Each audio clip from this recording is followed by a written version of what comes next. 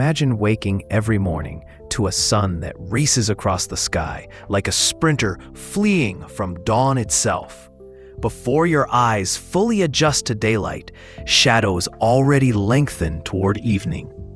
There's barely time to gather food, tend crops, or complete the simplest tasks before darkness swallows the world again. For the ancient peoples scattered across the vast Pacific Ocean, this wasn't imagination, but lived reality, a cosmic injustice that made survival a daily struggle against time itself. Into this world of perpetual haste stepped a figure unlike any other, a being who would dare to challenge the celestial order and bend it to human need. His name echoes across thousands of miles of ocean, from the volcanic peaks of Hawaii to the fjord-carved coasts of New Zealand, from tiny coral atolls to massive island chains. The Polynesians know him as Maui, the demigod trickster whose cleverness matched his courage, whose pranks served profound purposes, and whose greatest feat involved something audacious beyond measure, capturing the sun itself and forcing it to slow its frantic journey across the heavens. But before we witness that confrontation between demigod and celestial body, before we see Maui standing with rope in hand, facing down the source of all light and warmth, we need to understand who this extraordinary being was and how he came to possess both the power and the audacity to reshape the fundamental rhythms of existence. Maui's entry into the world was as unconventional as everything else about him. Born prematurely to a woman named Tauranga, wife of Makatutara, the infant arrived so early and appeared so frail that his mother believed he couldn't possibly survive. In those ancient days, without modern medicine or understanding of premature births, such tiny infants rarely lived, and the sight of this undersized baby must have filled Tauranga with a mixture of grief and pragmatic resignation. What happened next varies slightly depending on which island tells the tale, but the core remains consistent across the Pacific. Tauranga cut a lock of hair from her topknot, wrapped the premature infant in it, and cast him into the ocean. This wasn't cruelty, but a form of burial, a way of returning what couldn't survive to the primal waters from which all life emerged.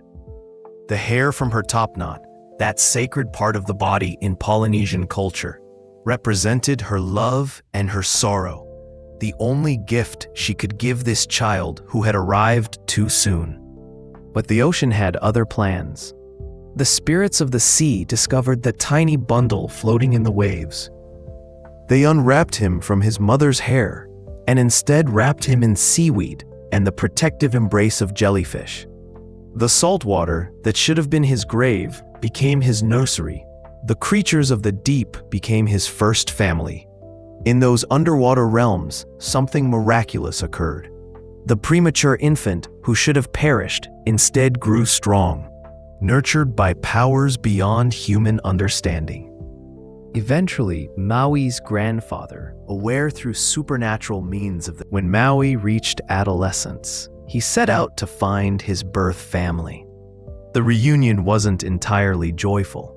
Tauranga, shocked to see the child she'd committed to the waves now standing before her alive and robust, eventually welcomed him, but his older brothers viewed this newcomer with suspicion and resentment.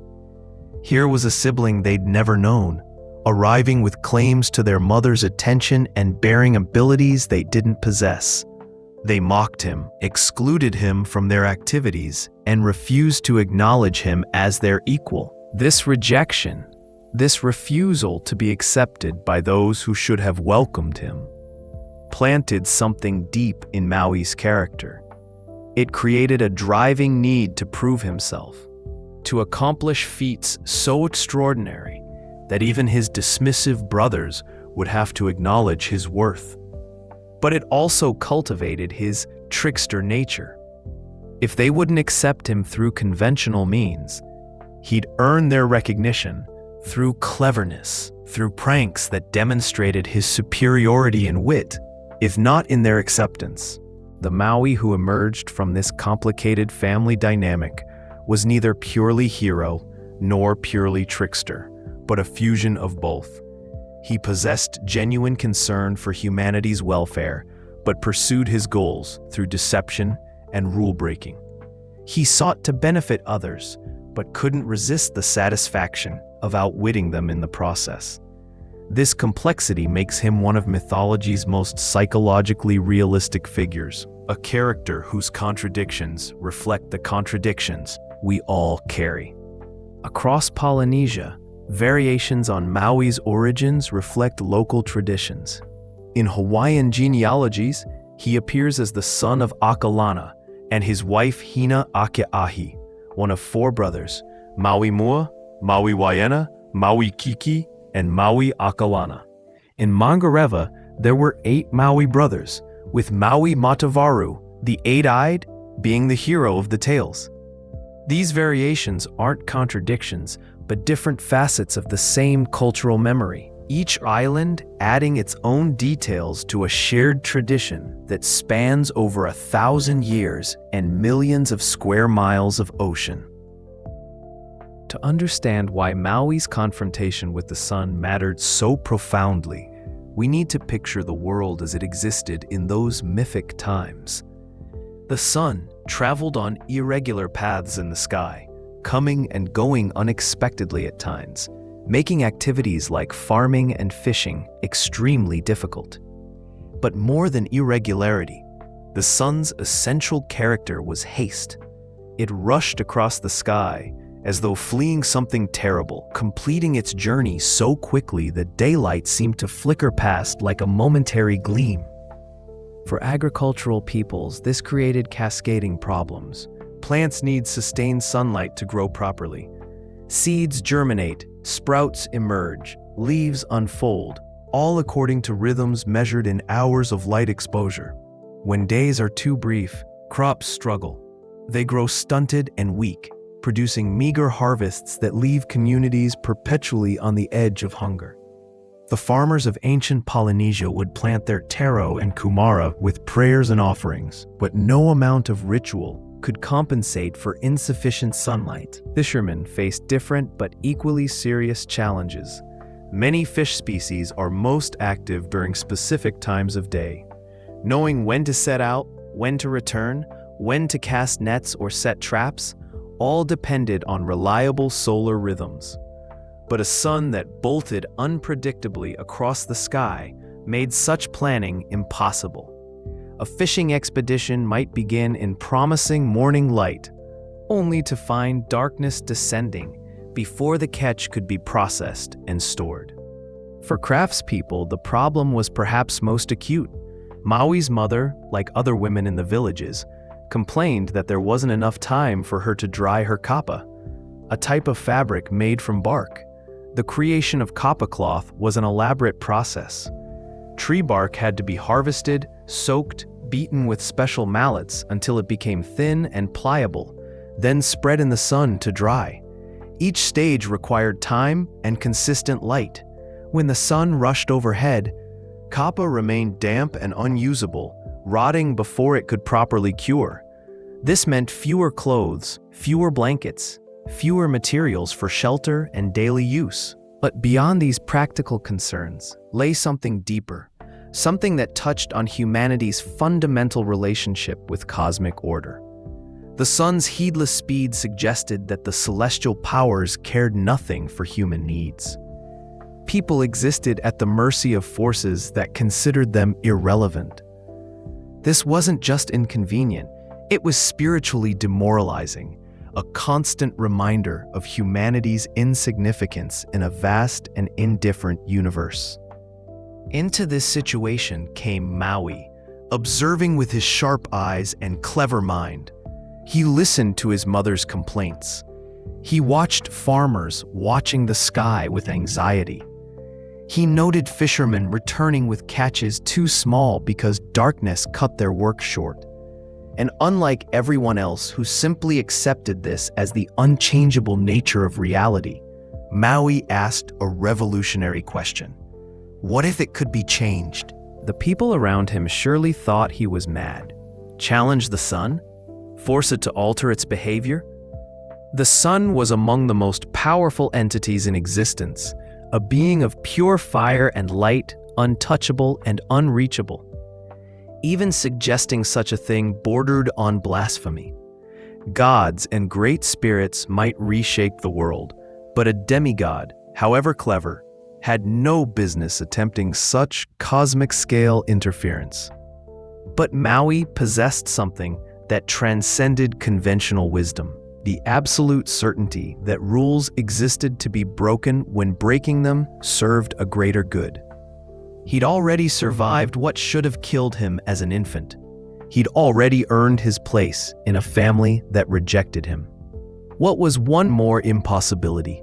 Maui couldn't simply stroll up to where the sun rose and grab it with his bare hands. Even a demigod needed tools, needed allies, needed preparation for a confrontation with a celestial force. The planning for this expedition reveals much about Polynesian values and the nature of heroism in their worldview. First, the weapon. Maui needed the magical jawbone that his grandmother, Marirangawa Whenua, had given him, an enchanted weapon capable of harming even supernatural beings. This jawbone appears repeatedly in Maui's adventures, serving as both tool and symbol. Its origin from an ancestor connects Maui's power to family lineage, suggesting that even revolutionary acts draw on tradition and hereditary strength.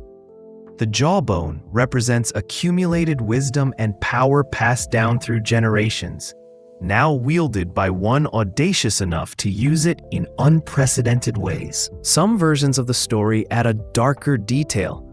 One telling mentions that Maui starved his grandmother to death to obtain her jawbone, though this appears in only one account, and others portray the gift as voluntary.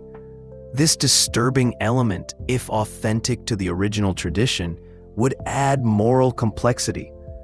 Did the ends justify such means? Could Maui's beneficial acts balance such cruelty? Or does this variation emerge from later corruptions of the tale? These questions remain unresolved, demonstrating how living myths evolve and complicate across centuries. Next came the most crucial tool, the rope to snare the sun. Maui crafted snares from hair, specifically from a female relative, with traditions varying on whether this was his sister or grandmother. Why hair? In Polynesian culture, hair carries mana, spiritual power. The hair from one's head, especially from high-status individuals, possesses inherent strength beyond its physical properties. A rope braided from such hair isn't merely rope, but a binding charged with ancestral power and familial obligation.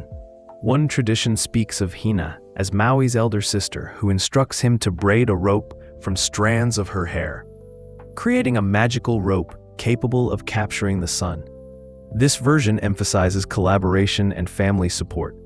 Maui didn't accomplish his feat alone, but with his sister's literal contribution. Her body's power woven into the tool that would change the world. It transforms the story from individual heroism to family achievement, with Hina's agency and power as essential as Maui's courage. The journey to the sun's rising place presented its own challenges. Maui had to travel to the eastern horizon, to that mysterious boundary where sky meets ocean and the sun emerges each morning from its nightly journey through the underworld. He and his brothers journeyed to the east and found the pit where the sun god Tama Nui Tara slept during nighttime. This location, simultaneously real and mythical, existed at the edge of the known world, in that liminal space where the ordinary becomes supernatural. There, they set their trap with meticulous care. They tied the ropes into a noose around the pit and built a wall of clay to shelter behind. The clay wall detail is particularly interesting from a practical standpoint. The sun's heat and light would be intense, dangerous to approach directly. The wall provided both physical protection and psychological security, a barrier between the mortal trappers and their divine prey. Now he instructed his brothers on their roles. When the sun emerged, they needed to hold the rope steady no matter what happened. The sun would struggle, would burn with terrible intensity, would perhaps even speak or threaten. They must not falter.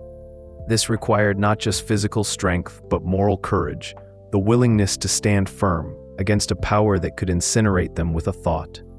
Then came the waiting.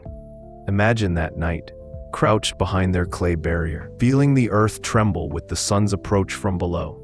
In the darkness before dawn, they would have heard cosmic sounds, the grinding of celestial mechanics, the breathing of a god preparing to rise.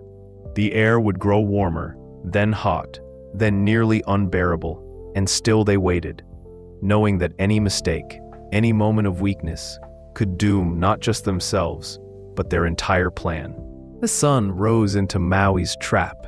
Picture that moment, the first rays breaking above the horizon, the solar disk beginning its emergence, and then the sudden tension as the magical ropes caught. The noose tightened around the sun's rays, which, in the mythological imagination, were sometimes conceived as the sun's limbs or appendages. The sun jerked to a halt, its momentum arrested for perhaps the first time in cosmic history. What happened next defines the story. Tama Nui Te Ra was caught in the noose, and Maui beat him severely with the jawbone until he surrendered and agreed to travel slowly across the sky. The image is simultaneously comic and terrible.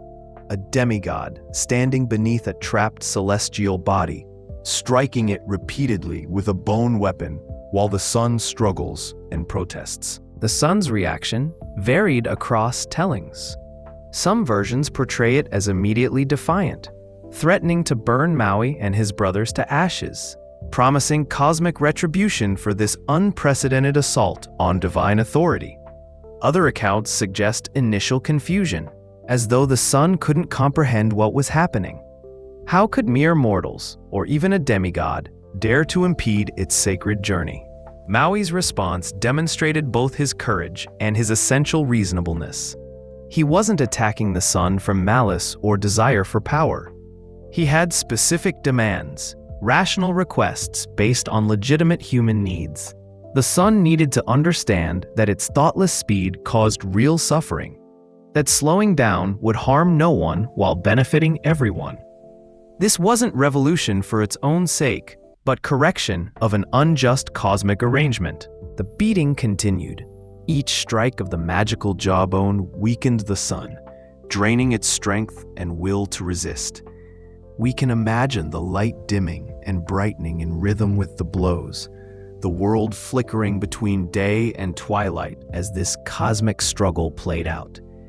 The brothers holding the ropes would have felt the sun's power surging against their grip, testing their resolve, while Maui pressed his attack with relentless determination. Finally, the sun yielded. Weakened, intimidated, or perhaps genuinely convinced of Maui's righteousness, it agreed to change its ways. In Hawaiian versions, the sun agreed to move more slowly for half the year, giving the islands longer days in summer and shorter ones in winter, providing a mythological explanation for seasonal change. This detail reveals sophisticated astronomical knowledge embedded in the myth. The storytellers understood that day length varies seasonally, and they wove this observation into their narrative, giving it narrative logic and meaning. Other versions suggest a permanent change, with the sun simply adopting a more measured pace year-round. Both interpretations serve the same essential purpose, explaining how human needs came to be accommodated by cosmic powers, how the world became more hospitable to human life through the intervention of a clever hero. The moment the sun submitted, everything changed. Daylight stretched longer, allowing tasks that had been impossible to complete. Farmers gained hours to tend their fields. Fishermen could venture farther and work more thoroughly. Women finally had sufficient time to dry their kapa cloth properly, and the fabric became stronger and more useful. Food supplies increased as crops received adequate sunlight. Children had time for play. Stories could be told in daylight hours rather than only around evening fires. But the change went deeper than practical convenience. Maui had demonstrated that the cosmic order wasn't immutable, that beings who seemed beyond reach or influence could be confronted, negotiated with, even compelled to change. He'd shown that clever thinking and bold action could reshape fundamental realities. This was genuinely revolutionary, a paradigm shift in how people understood their relationship with the powers governing existence. The sun, for its part, accepted its new routine with surprising grace. Perhaps it had simply never considered the effect of its speed. Perhaps being forced to slow revealed pleasures in a more measured journey across the sky, time to observe the world it illuminated, rather than racing past in a blur. The great celestial fire that once treated the earth with thoughtless indifference now moved with deliberation, its light a gift consciously given rather than thoughtlessly scattered. While taming the sun stands as Maui's most famous feat in many traditions, his other exploits reveal different facets of his character and power. Among these, his fishing up of islands from the ocean floor demonstrates both his trickster nature and his role as a literal creator of the physical world. Maui's great fish hook was called Maniakalani, and it was baited with the wing of Hina's pet bird, the ala. The hook itself carried supernatural properties, formed from the jawbone of an ancestor and enchanted with protective spells. But creating the hook was only the first step. Maui had to convince his brothers to take him fishing, and they remained deeply reluctant. They remembered too many of his pranks. Too many instances where what seemed straightforward turned complicated under Maui's influence. More fundamentally, they still resented this youngest brother who had appeared from nowhere, claiming family membership. Maui's older brothers always refused to let him come fishing with them. They excluded him not from any rational assessment of his fishing skills, but from pure spite.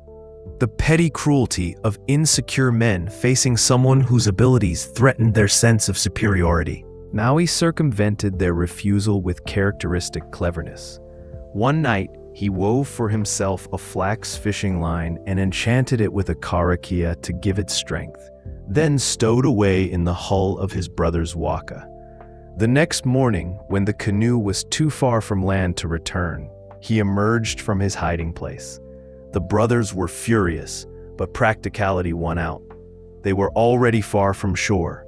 Turning back would waste the entire journey. Maui could stay, but wouldn't receive any bait. This petty punishment backfired spectacularly.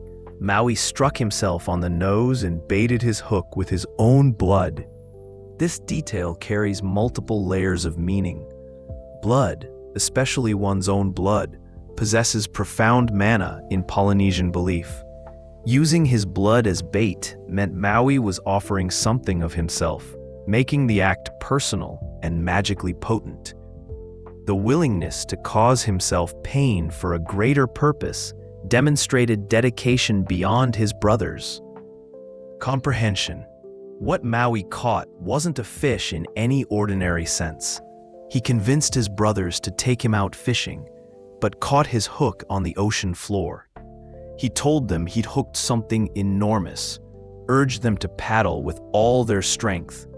The brothers, thinking he'd finally caught a truly massive fish, threw their backs into the effort. The canoe strained against impossible weight. The water around them began to churn and heave. As the brothers strained at their oars, the seafloor itself began to rise. Maui had hooked not a fish, but the earth beneath the ocean. What emerged wasn't one island, but an archipelago, a great landmass pulled from the depths by Maui's magical hook and his brother's unknowing labor. The sight must have been both magnificent and terrifying. Water streaming from rising earth, stones and mud emerging into sunlight for the first time. the birth of new geography through supernatural means. But here, the story takes a turn that explains geological features. Maui left his brothers, charging them not to attempt to cut up this great fish.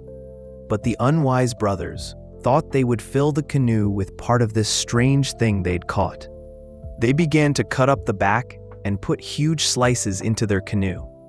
Their impatience and greed ruined Maui's creation. The great fish shook under the blows with mighty earthquake shocks, and the deep gashes made by Maui's brothers did not heal. They became the mountains and valleys stretching from sea to sea. This etiological element, explaining landscape features through mythic action, demonstrates sophisticated environmental observation. The storytellers examined their island's topography, the ridges and valleys, the sharp peaks and deep gorges, and provided a narrative explanation rooted in character and consequence. The rough, broken terrain reflected the brothers' premature action, their inability to follow instructions, their preference for immediate gain over long-term benefit. Different island groups claim Maui fished up their particular lands. In Tongan tradition, Maui drew up Lafanga and the other Ha'apai Islands, and finally, Vava'au. In Maori tradition, Maui caught a giant fish using the fish hook from his grandmother's jawbone, and this giant fish became the North Island of New Zealand, known as Te Ika a Maui, meaning the fish of Maui. His canoe became the South Island, Te Waka a Maui. These variations reflect migration patterns across Polynesia, with each group claiming Maui's creative power for their own homeland. The fishing story embodies several key themes. It demonstrates how trickster qualities, cleverness, and rule-breaking serve constructive purposes. Maui's deception of his brothers resulted in creating habitable land.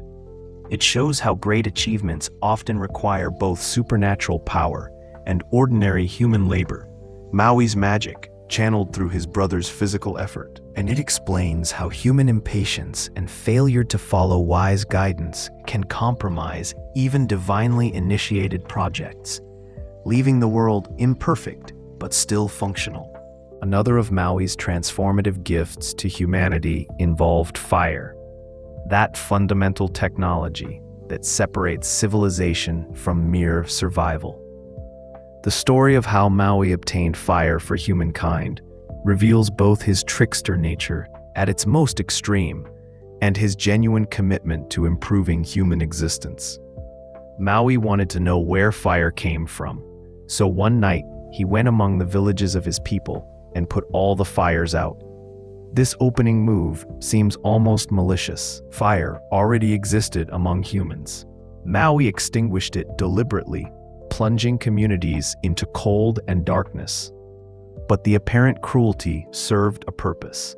By creating a crisis, he forced the question of fire's origin into immediate relevance and gave himself a reason to journey into the underworld where fire secrets were kept. Maui's mother, Tauranga, who was their rangatira or chief, said that someone would have to ask Mahuika, the goddess of fire, for more. Maui, who was Mahuika's grandson in some versions, offered to go and find her. The familial connection is significant. Maui wasn't stealing from a stranger, but from his own grandmother, adding personal betrayal to his deception. Yet he proceeded anyway, demonstrating that his commitment to helping humanity transcended even family loyalty. Mahuika lived in a cave in a burning mountain at the end of the earth. The journey to find her would have taken Maui through dangerous territory, down into the volcanic underworld where normal humans couldn't survive. The cave described in the myths might represent an actual volcanic vent, a place where Earth's inner fire breaks through to the surface. Ancient Polynesians, living among active volcanoes, understood fire's connection to the Earth's depths, and they personified this geological reality in Mahuika. The goddess received her grandson kindly. She pulled off one of her fingernails in which fire was burning and gave it to him. The image of fingernails containing fire is both strange and evocative.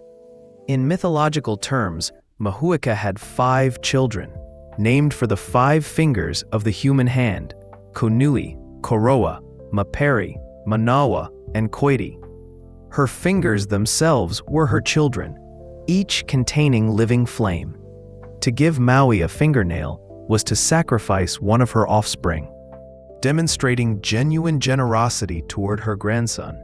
But Maui didn't take this gift home. As soon as he had gone back to a place where there was water, he put the fire out and returned to Mahuika, asking another gift, which he also destroyed. He repeated this deception 9 times, extinguishing each gift and returning for another. Mahuika, trusting her grandson, kept giving until finally only one burning fingernail remained. When Maui returned yet again, Mahuika's patience shattered. She realized that she was being pranked, and she wasn't happy. She threw the last fingernail on the ground, and massive fire erupted. She sent fire to pursue Maui, who survived only by calling upon Tahuiramatea, the god of weather, to put it out with his rain. The conflagration that followed was apocalyptic. Fire spread across the land and sea, threatening to consume everything. Maui saw water and dashed into it, but it was too hot. Around him the forests were blazing, the earth burning, and the sea boiling. Even for a demigod, this was mortal danger. The enraged goddess's power exceeded anything Maui had anticipated. Maui transformed himself into a hawk to escape, but to no avail, for Mahuika set both land and sea on fire. He prayed to his great ancestors, Tawiri Matea, god of weather, and Waitiri Matakataka, goddess of thunder, who answered by pouring rain to extinguish the fire. The detail of Maui becoming a hawk, scorched by flames, explains why hawks have brown feathers, another etiological element woven into the narrative.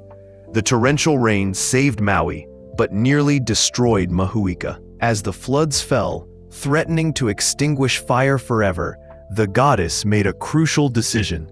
Mahuika threw her last nail at Maui, but it missed him and flew into some trees, including the mahoe and the kaikomako.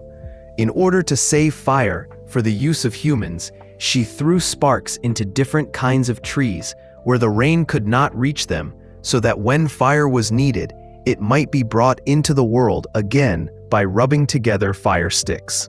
This resolution reveals the story's deeper purpose. Maui didn't just steal fire, he forced its secret into a form humans could access independently. Fire no longer required begging from the gods or maintaining eternal flames. It lived in the wood itself, accessible to anyone who knew the technique of friction. Maui brought back dry sticks of these trees to his village and showed his people how to rub the sticks together and make fire. The parallel to the Greek Prometheus is obvious, but the differences matter.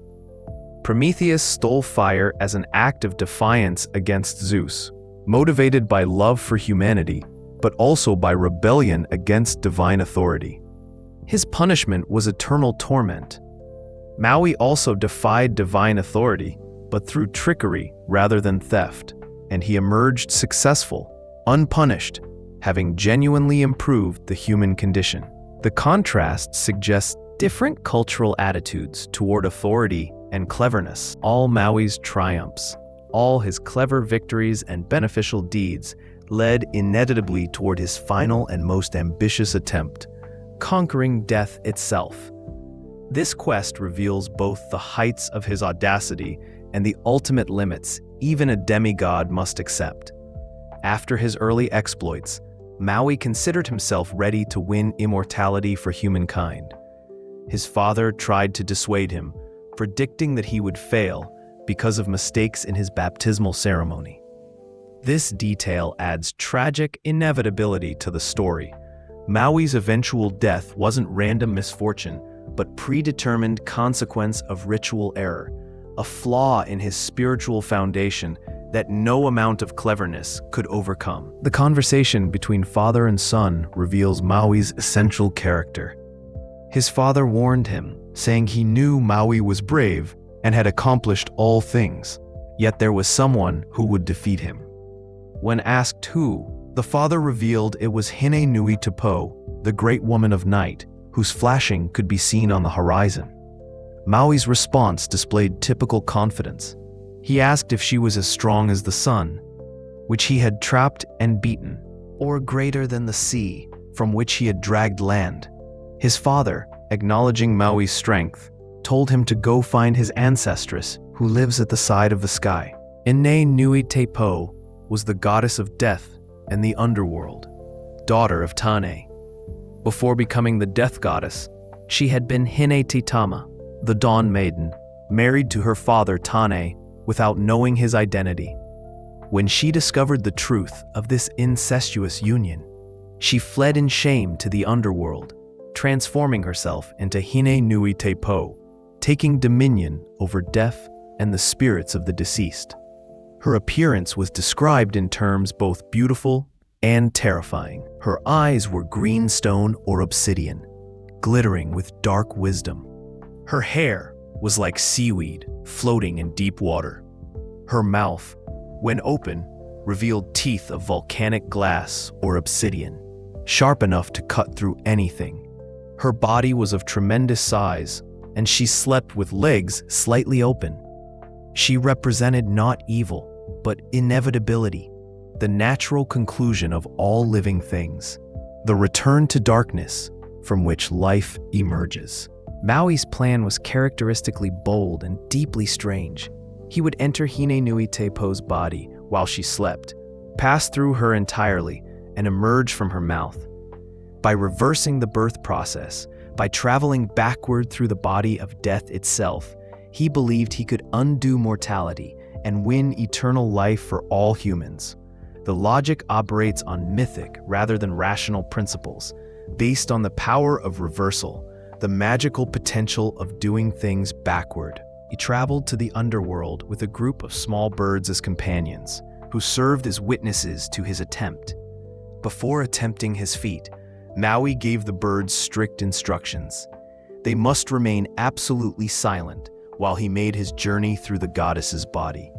No matter what they saw, no matter how strange or amusing it appeared, they must not laugh or make any sound. Any noise would wake Hine Nui Tepo, and if she woke while Maui was inside her, the consequences would be fatal. Maui transformed himself into a small creature, accounts varying on whether he became a worm, a lizard, or some other small form. The transformation served practical purposes, making him small enough to enter unnoticed, but it also represented vulnerability. For perhaps the first time, the powerful demigod made himself utterly defenseless, relying entirely on stealth and the cooperation of his bird companions.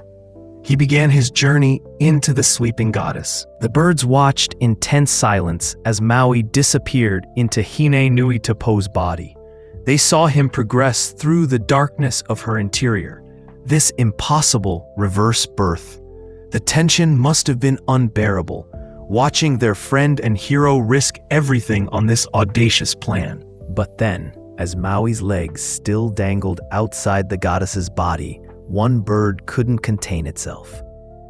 The fantail, that small bird with its characteristic tail movements, looked at the sight and found it impossibly ridiculous.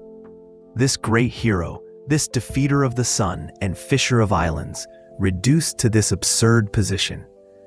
The fantail began to laugh. The sound shattered the silence. Hine Nui Tepo woke instantly. She understood immediately what was happening, recognized the violation and the intended conquest. Her response was swift and merciless. She crushed Maui to death between her obsidian teeth. Thus Maui died, and death remained in the world. His quest to win immortality for humanity failed at the moment of its potential success, undone not by any lack of power or courage on Maui's part, but by a bird's inability to suppress laughter. The fantail's laugh, spontaneous and irrepressible, ensured that all living things would eventually die. The story's emotional complexity is profound. There's tragedy in how close Maui came to success, in the arbitrary nature of his failure. But there's also dark comedy in the image that prompted the fatal laugh, and perhaps even rightness in death's victory. Hine Nui Te Po represented natural law, the fundamental truth that all things end. Maui's attempt to overthrow this represented human hubris, the refusal to accept limits, even when those limits define existence itself. Different interpretations of this story emphasize different elements. Some see it as celebrating Maui's courage in attempting the impossible, honoring the hero who dared challenge even death. Others read it as cautionary, warning against overreaching, reminding humans that some boundaries exist for good reason. Still others focus on the fantail's role, suggesting that laughter and irreverence, while valuable in most contexts, can destroy great undertakings. The story also explains why the fantail behaves as it does.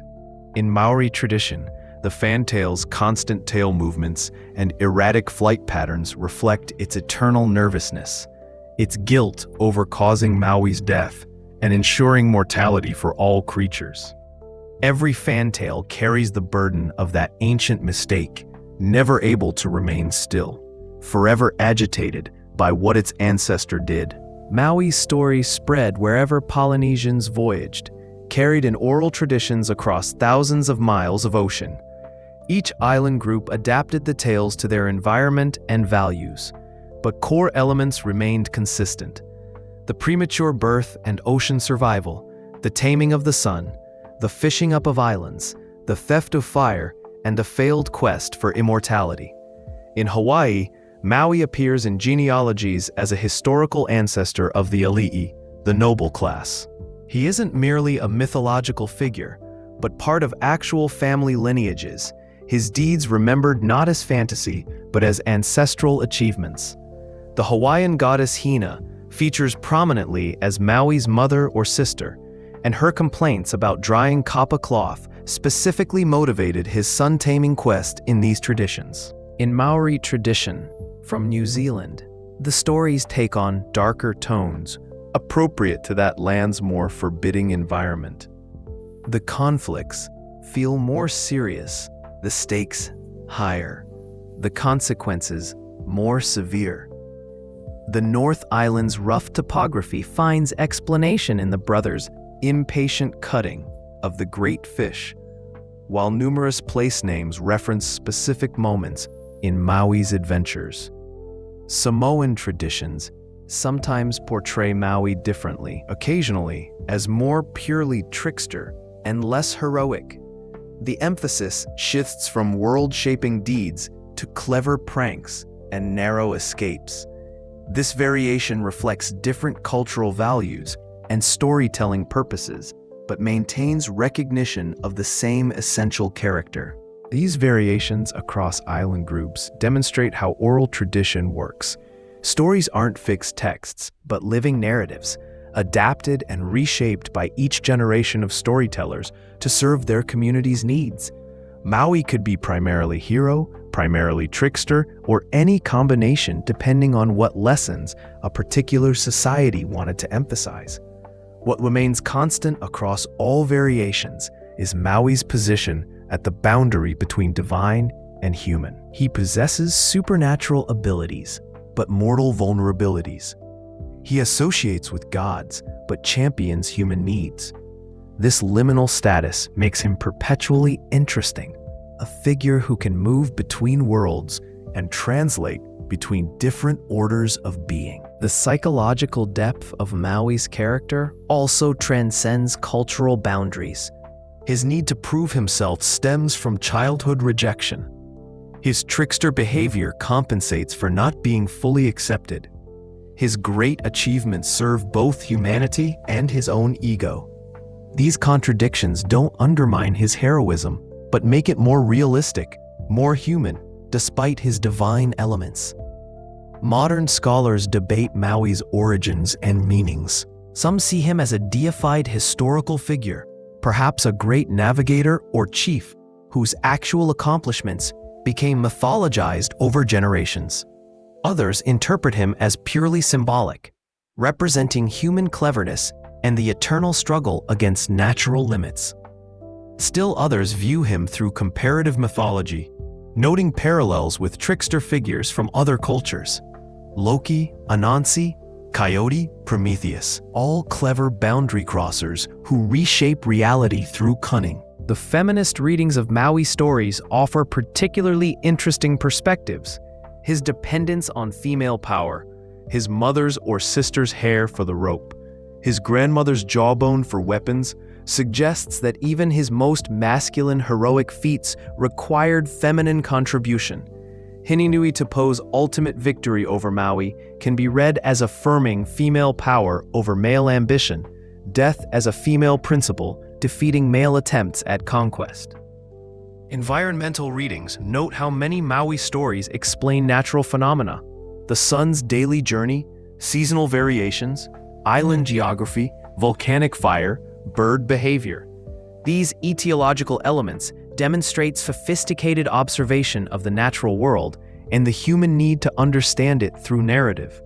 Science and myth serve different but complementary purposes, both attempting to make sense of reality. Maui embodies a particular type of mythological figure, the trickster, who nevertheless serves as culture hero.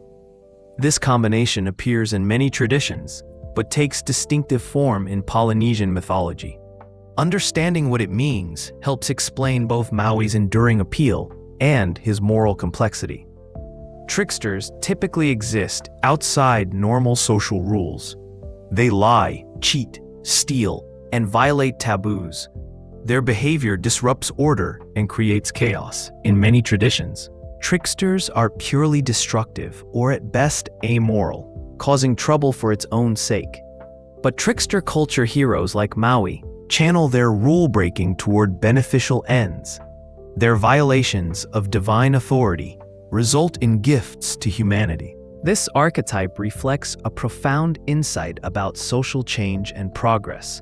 New ideas, beneficial innovations, often require breaking existing rules and defying established authorities.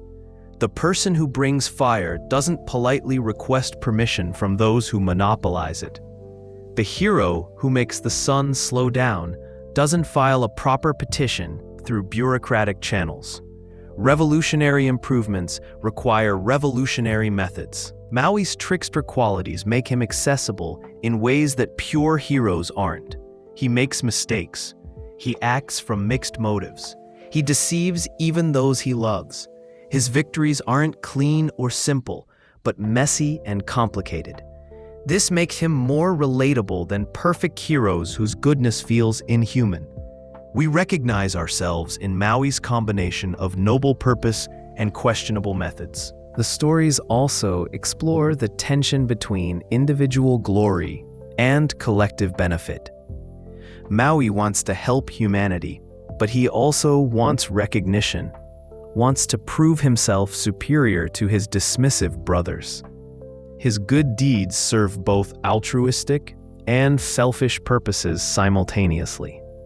This moral ambiguity reflects realistic human motivation, better than myths about purely selfless heroes. Teaching functions of these stories operate on multiple levels. Children learn about cooperation and consequences through the fishing tale, where the brothers' impatience ruins what could have been a smoother creation. They learn about respecting instructions and the dangers of greed. But they also learn that cleverness can overcome prejudice and that the rejected child might become the greatest hero. Adults find different lessons in the same stories. The sun-taming tale addresses work-life balance and the negotiation between human needs and cosmic order. The fire theft story explores the price of progress and the sometimes necessary violation of authority. The death quest confronts mortality and the limits of even the greatest powers. The story's persistence across centuries and their current revival speaks to their continuing relevance. In an age of rapid change and constant challenges to traditional authority, Maui's example resonates. His willingness to question the unquestionable, to attempt the impossible, to risk failure for potential transformation. These qualities appeal to modern sensibilities while remaining rooted in ancient wisdom. The 2016 Disney film Moana brought Maui to global popular consciousness in a new form. Voiced by Dwayne Johnson and portrayed as a large, tattooed, shape-shifting demigod with magical fishhook, this version introduced millions of people worldwide to a figure previously known primarily within Polynesian communities and among mythology enthusiasts. The film's portrayal sparked complex reactions within Pacific Islander communities. Some celebrated the representation, the rare instance of Polynesian mythology receiving major Hollywood treatment with significant input from Pacific cultural consultants. The movie's emphasis on voyaging traditions, its incorporation of authentic cultural elements, and its respectful treatment of the source material earned praise. Others criticized the interpretation, particularly Maui's portrayal as vain and somewhat buffoonish, arguing this diminished a sacred figure to entertainment.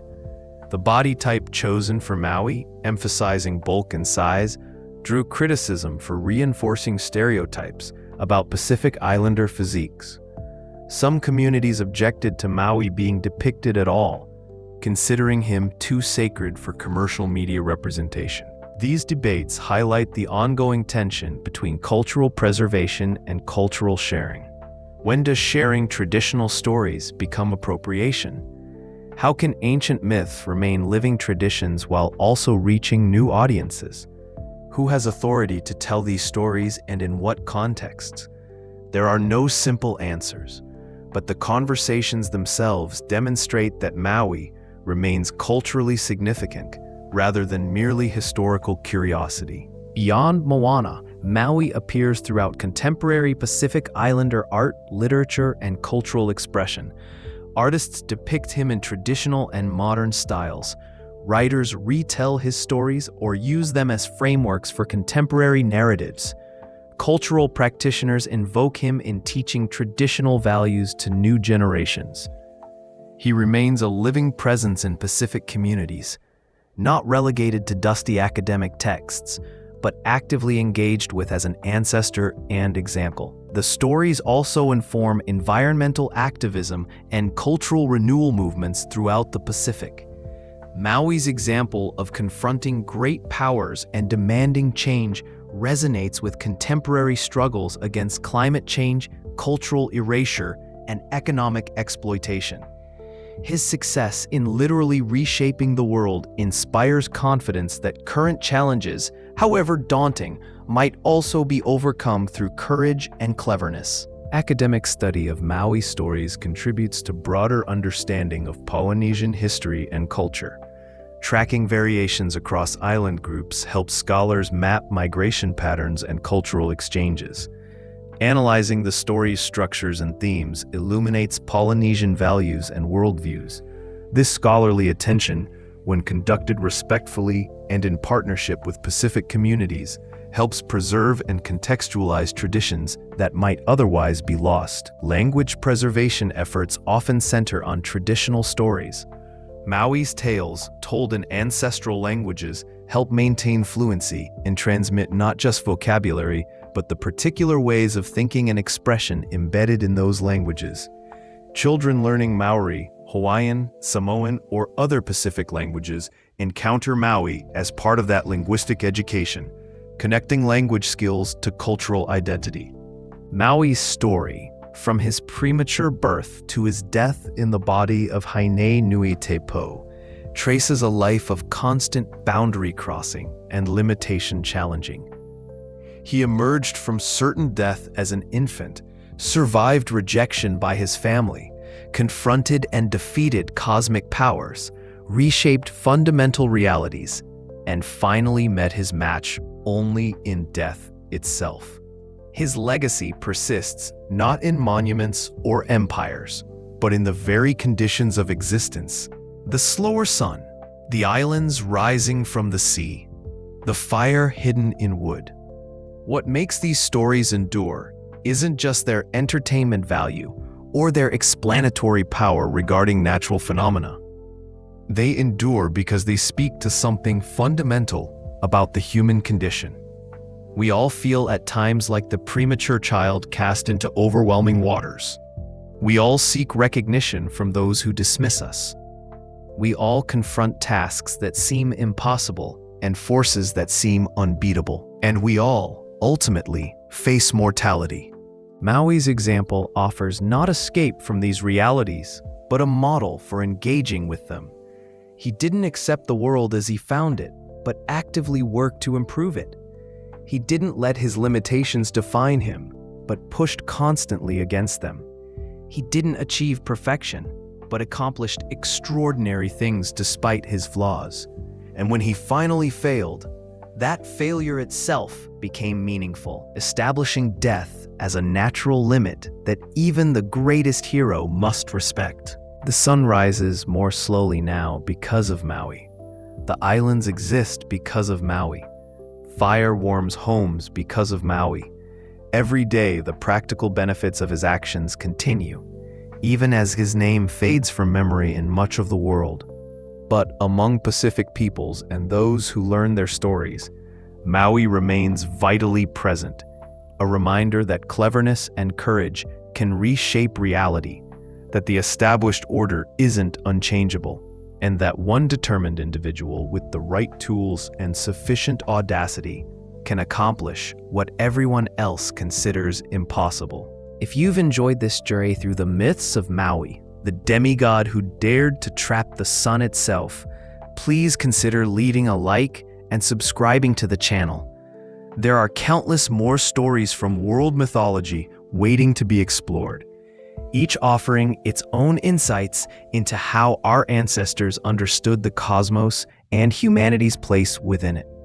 Until next time, may you face your impossible tasks with Maui's courage and your enemies with his cleverness.